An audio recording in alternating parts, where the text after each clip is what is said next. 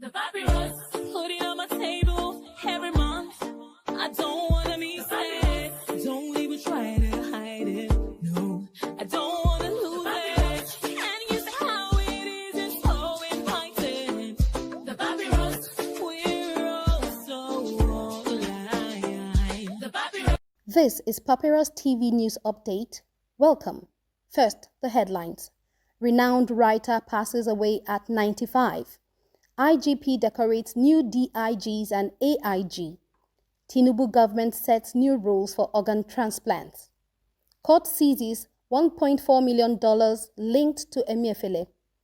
NDDC commissions more projects in Niger Delta. PDP leader slams Akpabio over Senate controversy. Sharia Council backs school closures for Ramadan. Now the details.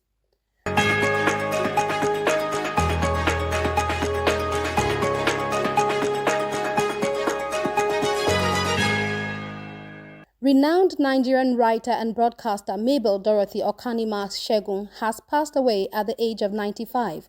She died in the early hours of Thursday, March 6, 2025, shortly after celebrating her birthday in Lagos. Segun's illustrious career spanned various fields, including literature, education, broadcasting, and sports.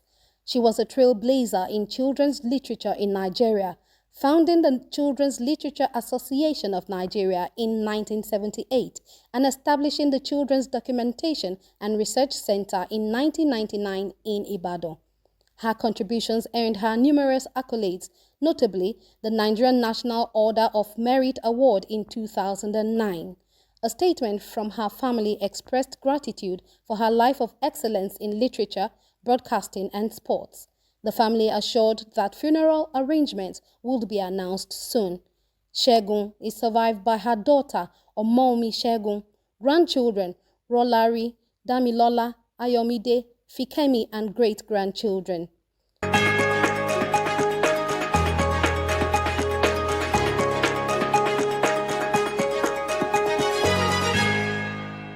Meanwhile, the Inspector General of Police, Kayode Egbetokun, has officially decorated 6 newly appointed Deputy Inspectors General of Police, DIGs, and 1 Assistant Inspector General, AIG. This follows the retirement of 6 senior officers who completed 35 years of service on March 3, 2025. According to Force Public Relations Officer Olumuyiwa Adejobi, the new appointees bring vast experience from various departments of the Nigeria Police Force. The DIGs include Sadiq Idris Abubakar, Benjamin Nebolisa Okolo, Williams Adebowale, Zigu Yakubu Kwazi Bali, Idegu Basil Ukoma, and Adebola Ainde Hamzat. Also promoted was AIG Kanayo Uzoigbu, former Enugu State Commissioner of Police. IGP Egbetokun urged them to uphold integrity, professionalism, and service, emphasizing the need for effective leadership in the force.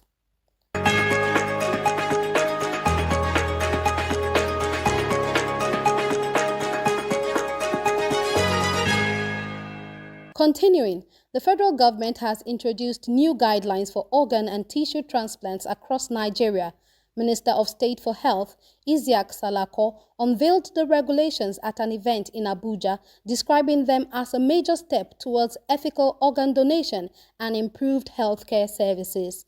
The guidelines address critical areas such as donor protection, patient safety, transplant ethics, and hospital certification. The government will also establish a national organ donation registry to enhance transparency and accountability. Salako stressed that strict compliance with global best practices is essential to restoring public trust in organ transplantation in Nigeria.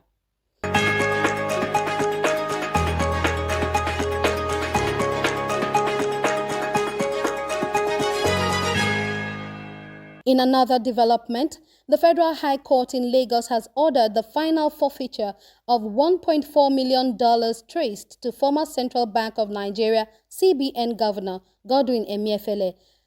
Justice Ayokunle Faji granted the order following an EFCC investigation which revealed that the funds linked to Donaton Limited at Titan Trust Bank were proceeds of alleged fraudulent activities. The EFCC claimed the money was laundered through Mauritius before being repatriated under false pretenses.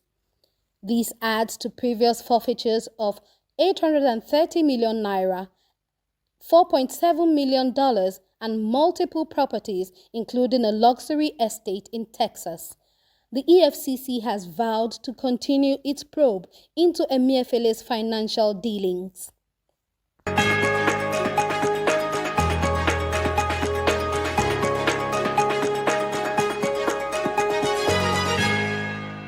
Moving on, the Niger Delta Development Commission (NDDC) has intensified its infrastructure drive, commissioning new projects across the region. At an event attended by Minister of Niger Delta Development Abubakar Momo and Imo State Governor Hope Uzodimma, the NDDC reaffirmed its commitment to transforming the region. Dr. Sam Ogbueku, the NDDC Managing Director, announced that projects will be commissioned weekly until July 2025 in celebration of the Commission's 25th anniversary. The projects span roads, education, healthcare, electricity, and water supply, aligning with President Tinubu's Renewed Hope agenda. Governor Uzodimma praised the NDDC's efforts, particularly the 7.6-kilometer Eziama-Aba-Owerri-Nkwoji Road and the Light Up project, which has enhanced security in Imo State.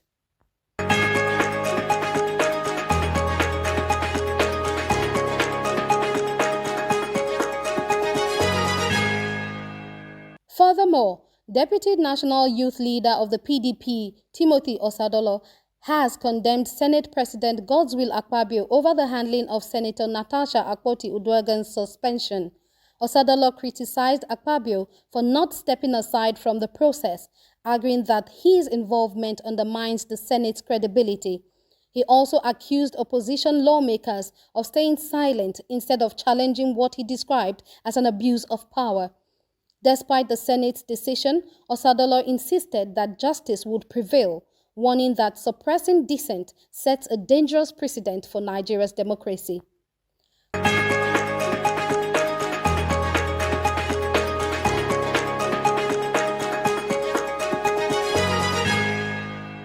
Conclusively, the Supreme Council of Sharia in Nigeria, SCSN, has thrown its weight behind the decision by some northern states to close primary and secondary schools during the Ramadan, urging others like Zamfara, Sokoto, and Jigawa to follow suit. In a statement signed by its Secretary General, Nafiu Baba Ahmad, the council defended the move, citing extreme heat conditions and students' well-being as key reasons for the temporary closures. It dismissed objections from the Christian Association of Nigeria (CAN) and certain NGOs, asserting that state governments have full authority over school schedules. This decision ensures continuous learning while preventing students from staying idle for long periods. It was carefully reviewed by the respective ministries of education and widely welcomed by its parents, the statement read. SCSN criticized threats of legal or industrial action, calling them unnecessary and an affront to state authority. The council also accused CAN of double standards, noting its silence during prolonged ASUU strikes but vocal opposition to a temporary 25-day adjustment for Ramadan. Citing the 1964 education law, the council stressed that state governors have exclusive rights to set school holidays, except in Kogi State, where the law does not apply. It insisted that CAN is not a stakeholder in northern states' education policies and that governments are not required to seek external approval for school-related decisions. Commending the affected state governments for prioritizing students' welfare, SCSN urged other northern states to adopt similar measures and called on all stakeholders to respect these decisions without interference. The papyrus, put it on my table every month. I don't